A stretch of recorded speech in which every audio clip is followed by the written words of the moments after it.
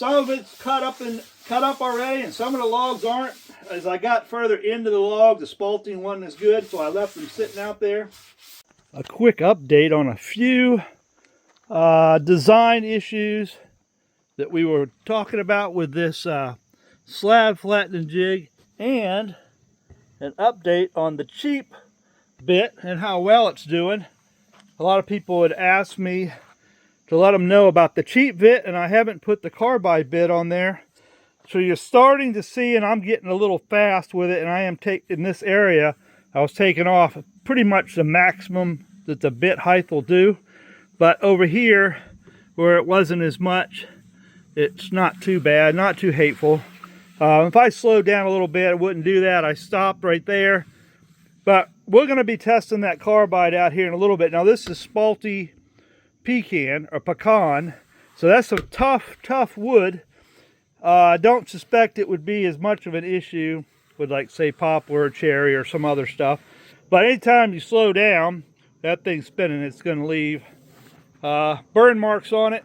That happens pretty much with whatever kind of saw you use, or in this case, the router. But we're going to be working on some pretty neat little projects today, so buckle up and enjoy the ride. And another thing I forgot to mention was the whole keeping the sawdust off the rollers so it doesn't lift it up. So I left the blower over there. Let me move that out of the way. So it's a nice cloudy day, so I don't know if we'll get 1080 out of this video or not. But let me kind of roll it back and forth. Those little sweeps do okay. So I guess part of the design was to keep the stuff from getting in there, but I'm hearing it, kind of hear it every once in a while it hits. So it's a two-factor thing. It keeps some of this from getting in there, but then it gets trapped here. So the key is, that's why I had that little blower sitting over here. It's just every once in a while as you're going along. Now I did keep a lot of it off this side. So you just got to go along every once in a while. You know, if you buy a cheaper setup, well, then you don't get the vacuum hook to it. And I think you actually can buy like a unit that would slide in here. It's universal, that has the sweeps and has a vacuum hookup. I kind of looked at it. I want to do a little more research to see if it would work with this one or not and fit in these tracks. That may be an upgrade that I might do here shortly. All right, I'm doing it a little bit different. Not taking as much off, that you can see how much cleaner it's coming out without without leaving any burn marks. So let's see if I can do this one-handed. We're just going to go about this speed, not too fast. You see, I'm taking a little too much off, going a little too slow. But if I take only half off, it's not as bad. You see, let's speed it up a little bit. Now see how much better that did? And I don't do it coming back, only going forward like this. Steady speed, does pretty good. Taking kind of a big bite there. Still kind of a big bite, but we're getting towards the end. All right. So I took a little too much of a bite off here. And it's getting a little taller, but for the most part, if you do it just the right speed and you don't take off, say, more than maybe an 1/8 inch or so. This was a little heavier than an 1/8 inch, but it really does finish pretty decent. Leaves a little bit of lines, but those can be sanded out. This is going to be taken down twice, so I'm doing a little bit at a time. The other side's already flat, but we're going to finish that up, and then I want to show you something similar to this that has been treated with a penacryl a year ago. I have a huge log in this pecan. Some of it is spaulty and some of it's not. I've got it covered up with a tarp, and every once in a while I go back and take a few slices, so I have projects to work on throughout the year. All right, this isn't the main subject of the video today, but It's part of the process that I use to make my flattened wood cookies. So this is another pecan, which I just told you about. But I'm finishing up. The other side I had to take down in 2 different heights, and I had to adjust my blocking underneath it, but it's now done on both sides. Now I get the chore of taking all the bark off. But it's not the main subject of the video. This is just a little extra future projects coming up soon. All right, this is basically, I guess it's more of the star of the show and the other pieces that are similar to this. So we're gonna go ahead, we got it flattened. So now we're gonna take it over. We're gonna do some sanding, clean up the live edge, and then we're gonna do the treatment of choice for me. All right, so the sanding process pretty much goes, I'll use 80 grit on the orbital sander there. It's basically like a little grinder. Then I'll use the 120 on the palm sander. As far as the live edges, this is a medium coarse little head there that goes on your drill. Then I have this sander, which is really nice. It's kind of rounded where I dig it in the corners and stuff. And I don't remember what the grit is. I think it's like 120. You can get different ones of these. So that's kind of how I work all these projects down to the point of where they're ready to be finished with a stain or oil or whatever you're going to finish them with. So this is kind of like my arsenal here of tools that I use to get them prepared. So the next step will be finish this, then I will bring you inside and it will be ready to put the finish on. So one of the handiest little tools I got around the shop, my third hand or third arm, this Irwin. I got another off-brand there, but kind of where I put it doesn't really work. So I'm going through the edges here, and that was like a part that got chipped out. So I'm embracing it, because see, look at all that little color. And so I'm just sanding it and rounding everything off and going through it. This is, to me, this is the fun part. This is the heart-happy part. It's just working the wood, sanding it, feeling it, smoothing it out, and getting it ready to be finished. So we'll be doing that here in just a second. As soon as I get done playing with my sanding tools, getting it perfect just the way I like it. So if you guys like videos like this and say you might want to see more of the sanding or finishing of the project, just leave it in the comments. Sometimes it can be kind of boring watching somebody sand it, but I guess when you get neat pieces like this, if I was to do the first person video, maybe off my chest and hold the camera, it'd be like you're sanding it. That might be a little fun. Just let me know in the comments if that's kind of your thing, and maybe I should do more of that. I just never know when I make these videos. This is what I call the heart-happy part of my project, when I can do the finishing and sanding and getting it all prepared. So for the finished coat, which makes it all stand out, all that's going to pop out when we do the finish. Okay, I've got my piece all sanded, and ultimately this is kind of what we're going to end up with. Kind of cheating, you get to see that up front. So we're going to set these aside, and we're going to eventually, after we put the finish on that, we're going to take the 2 pieces here. I'm not sponsored by Weber, but I do get a lot of products from them. These are basically 3 out of a set of 4 legs, and I make these little tripod stands here for plants and stuff like that. Maybe a little stool, a little nook in your bedroom to put your cell phone on and stuff like that. But I find the Weber legs are like super heavy duty. They're like solid steel, and you can feel them in the weight. I've gotten other ones and they just were terrible. Even though really you're not putting 800 pounds on these. Or maybe you are, I don't know, but let's get to finishing. Now the fun part is putting my finish on it. And I like to use oil finishes, natural products if I can. It's hard to stay in the video and be this close in the shop, so that is what it is. But I really do like boiled linseed oil or tung oil. This is fairly inexpensive, and it makes a long-lasting finish on your products. And being that this is in grain, it really soaks it up there, and I find this is a good stabilizer for doing in grain products as far as finishing goes. It does take, you really want to wait about 72 hours, especially with in grain, because it soaks it in a little ways. You get it cured really good, and then after it's cured really good, you can choose to put other finishes over it. Like I was playing around, I had some lacquer and I had some polyurethane left in cans, and I wanted to use it up. Wasn't that excited about either one of them. I got coughing. I got stuff everywhere. My shop's too crowded. I got too many projects.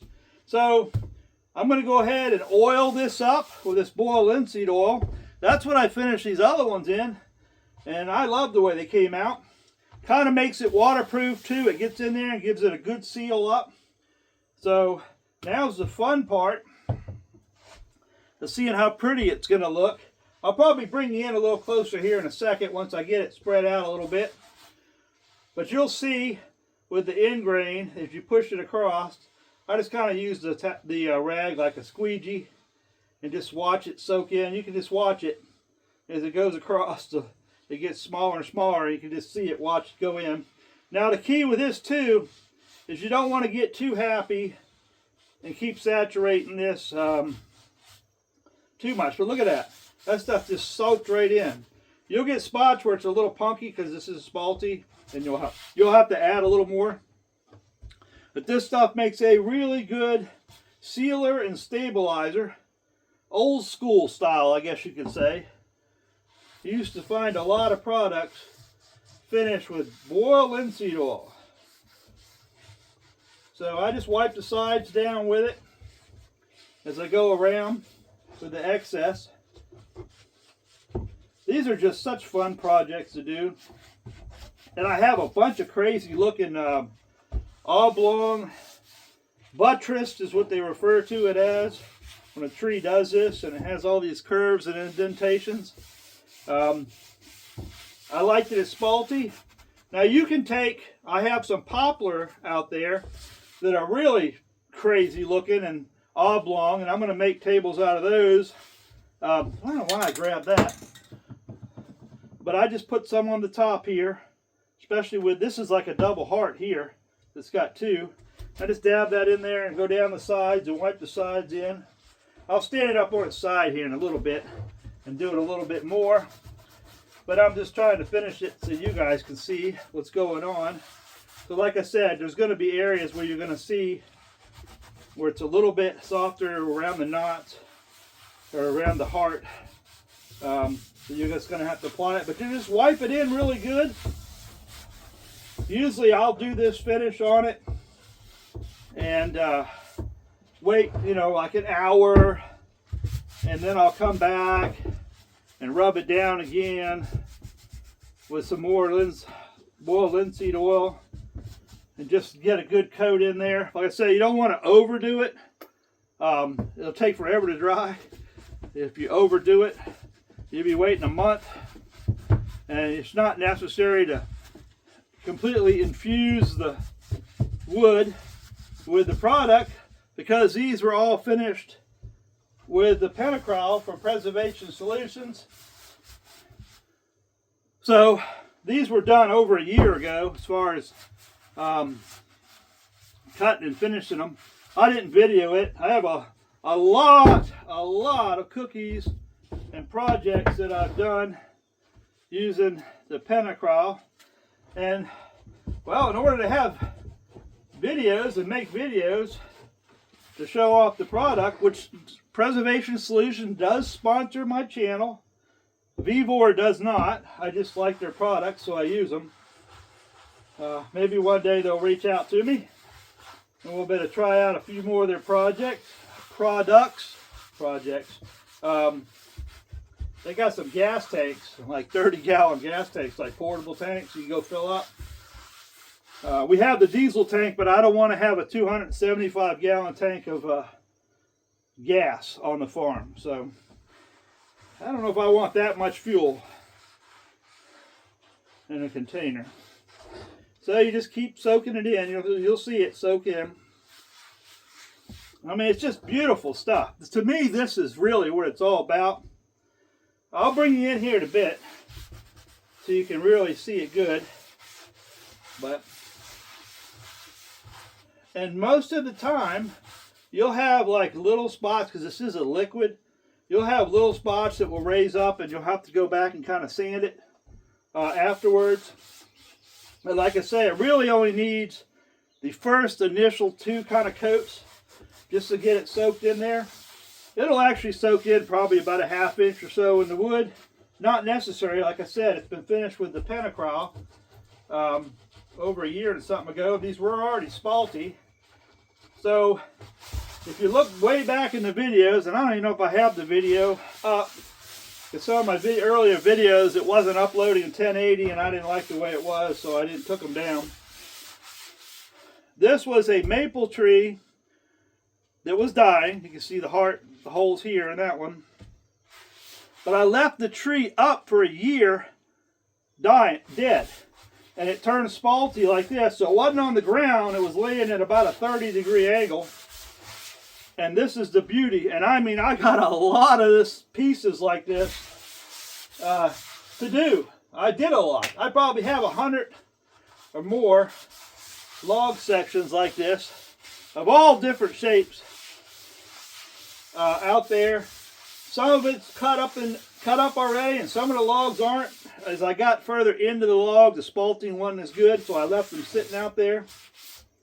So let's say you just really want to take your time, press. I like using this instead of a brush, so I can kind of rub it. It kind of looks better with the rubbed look into the wood than the painted on look. I mean, just let me bring it up to you. I don't want to put that on my other piece. It's finished. Check that out. So that's the side. Look at all those little curves. Check that out. And isn't that beautiful? And I'll be making like little stools or little tables out of these. So that one will sit out here like that for 72 hours. And I'll work on other projects or something like that in the meantime. That's why this little teeny YouTube shed is what I call it. It was just supposed to be actually my, I used to finish and redo firearms, and I had fun like the old stocks and stuff. Some of them I'd actually replace and make stocks out of stuff like this. And it's all fun, hobby, but kind of got out of that. It made it harder to do all that kind of stuff these days. So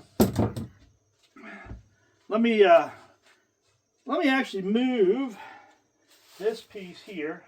If I just set it right there, I need some counter space. Set that on that plastic. Now I'll put it back up on these before I go out. But the other part of the project, and I haven't decided on this one. So this direction here, you kind of have that big crater. It looks kind of cool. I think it looks kind of cool. And then I have this side here. And I don't know which side people would like up more. Some people look, oh, it's a hole. I don't want a hole in my piece. Probably people will be trying to put resin and epoxy in it and filling it up and everything else. And to me, that's the character I want in my projects. So the other side is actually done. Let me see where my rag is for my wax here. So the next step is to put kind of like a slick coat of wax on it. That kind of helps it too as well to waterproof it. This is stuff that a customer can update. Sometimes people use beeswax on it. This is a furniture wax by Minwax paste.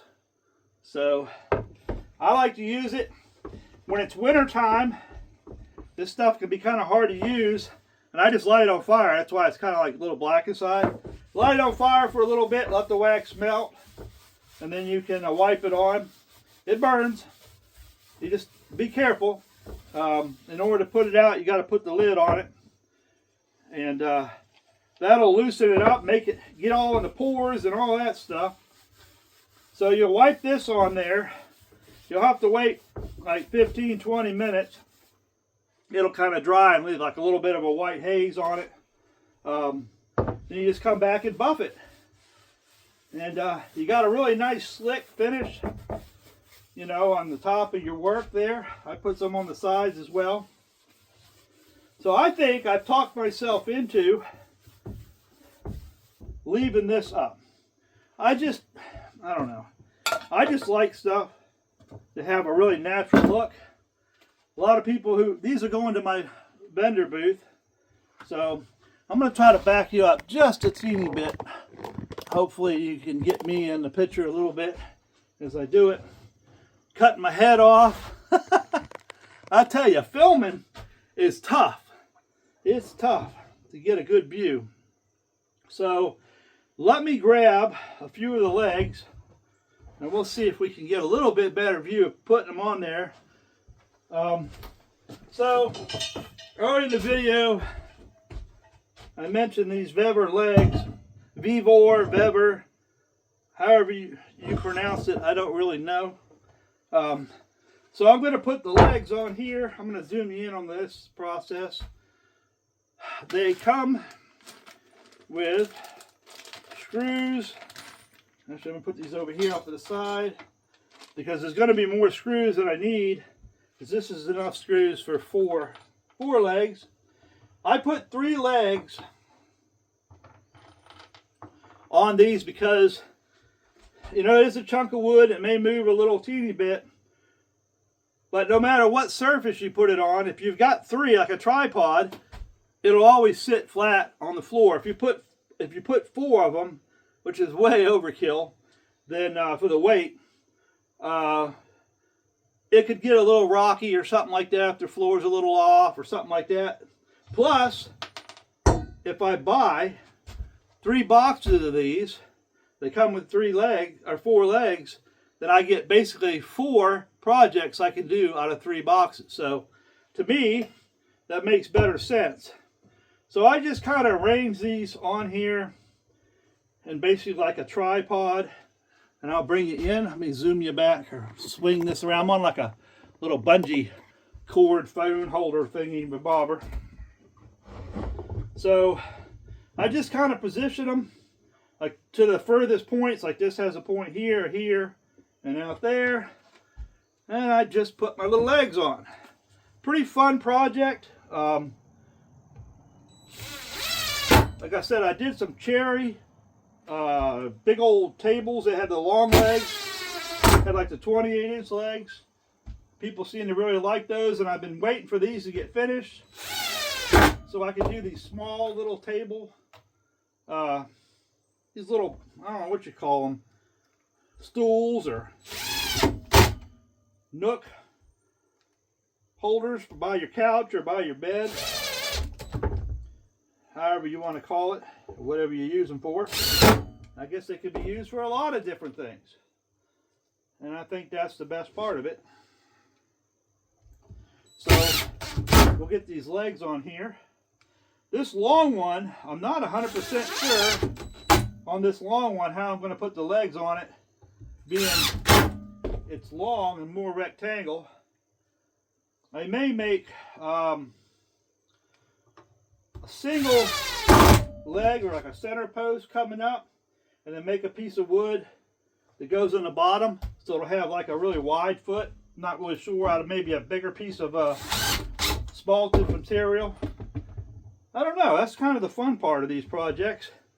Some of it I can just kind of make up as I go along, kind of like an artist sometimes does.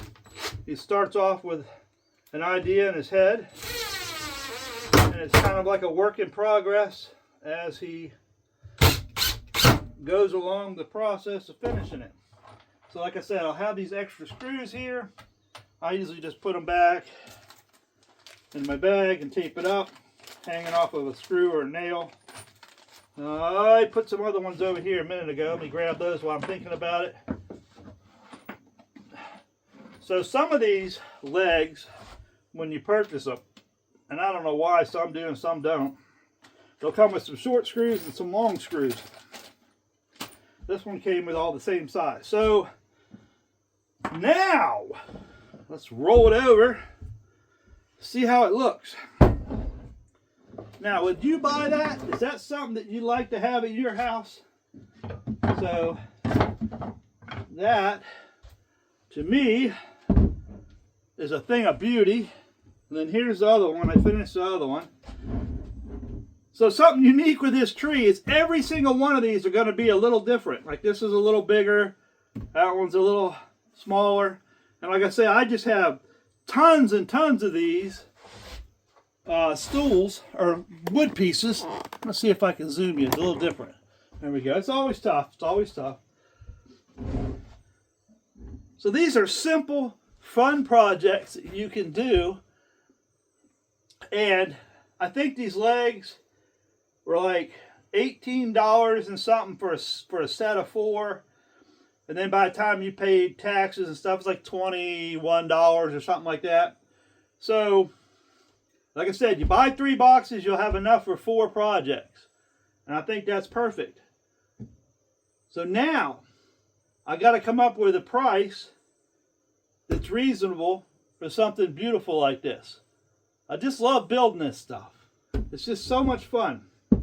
It's kind of like a hobby, a side hustle that I can make a little extra few dollars from. So I think it's something that maybe, if you like doing woodwork, you might consider doing. There's a lot of satisfaction out of doing stuff like this. That's for sure. I don't know. It's just beautiful to me. I have a whole house full of stuff like this sitting around me all the time. Shelves, to tables, to our countertops are all made out of spaulty maple. And I just can't get enough of it. You know. So there you go. There is your beautiful small tables, stools, whatever you want to use them for. These 3 legs will hold an easy 600 pounds or more. You're going to be good. You're going to be good to go. So thanks for watching. Little project. It's going to be rainy and cloudy all day, so I zapped these, not these out, but that one outside, and another big pecan, bigger. Now those are going to be lots of fun. Let me take you off the hanger here, because you probably saw the beginning. This is one that I've been working on.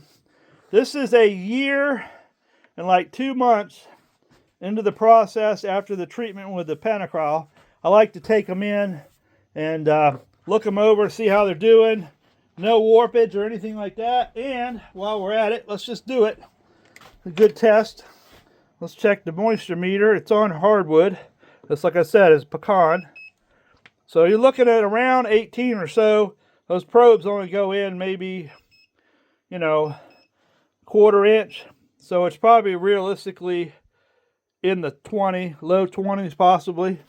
So that's a year in the making after the penacryl. So I will wrap that back up and put it back in storage. Just wanted to get it out and see where we were at. Thanks for watching.